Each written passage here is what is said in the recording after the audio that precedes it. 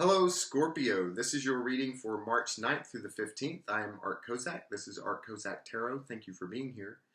And Scorpio, I see some happy times coming up for you this week. I think generally, just the general mood for you in the coming week is going to be bright and happy. I think that spring is going to be in the air for you. I know a lot of the people in school are going to be on spring break. That might have something to do with it. Either way, the sun is going to be shining brightly for you in the coming week. Even though there are some regrets you're holding on to. And this gets to the more interesting part of the reading here. In the coming week, you are going to have the opportunity to show your strength. And when I say strength, I don't just mean physical strength. I mean strength of character. Very often, this concept and the tarot represents, again, not strength of body, but strength of character, strength, charisma, strength of your personality. Okay, the strength of your personality. And it has to do with setting things right. It has to do with making things equitable, because you're going to have to exert some of your personality in order to get that done. It may have to do with finances directly, or with another person who is a very business-oriented kind of person. This may be somebody that you're dealing with, like a business person that you're dealing with, an accountant, a professional. But you're going to have to be very strong in terms of your personality, not necessarily negative, charismatic for the most part, in order to equal things out with this person and to be on an even keel with them. Look for that kind of event coming up early on in the week. I do see that you've been making an investment in your future. In the past, you set out very passionately. You were ready to let your passions go and let your passions rule the day. And that's fantastic. But that also led to a lot of frantic activity that might have gotten to be a little bit much for you. A lot of multitasking, a lot of messages sent back and forth. But also a lot of working on potentials. There were a lot of the potential of what this could turn into was on your mind a lot. And I don't know how much of that potential was really matching what you actually see in your life. When you take a good, realistic look at yourself and a good, realistic look at your situation, trying to turn those potentials into material realities might have been a bit of a kind of a frantic challenge for you. Well, again, look for this event coming up early in the week, which is related to this storyline you've been living out. You're showing your personality, having a strength of personality in order to equal things out with a business person, business matters. Later on in the week, you're going to be seeing to the details. You're going to be seeing to the details of your stability, not just material stability, but stability of house and home. You want to be well defended. You want to be secure.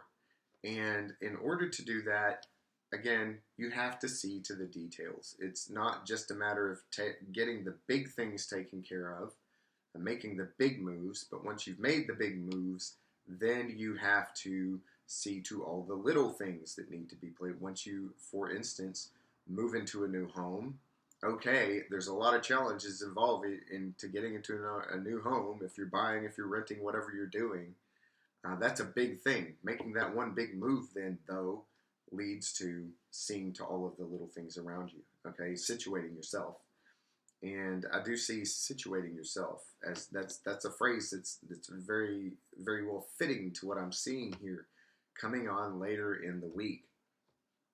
In terms of your social life, you do have a good partner. Either you have a good partner that you're working with. If you're in a committed relationship, if you're in a relationship, in a committed relationship, the person that you're with is a very good match for you psychologically and emotionally for everything you're going to be going through. If you're not in a relationship right now, I think that there's the potential to begin one with somebody good, with somebody new, and somebody who can help you get over those burdens, because they're a very temperate person.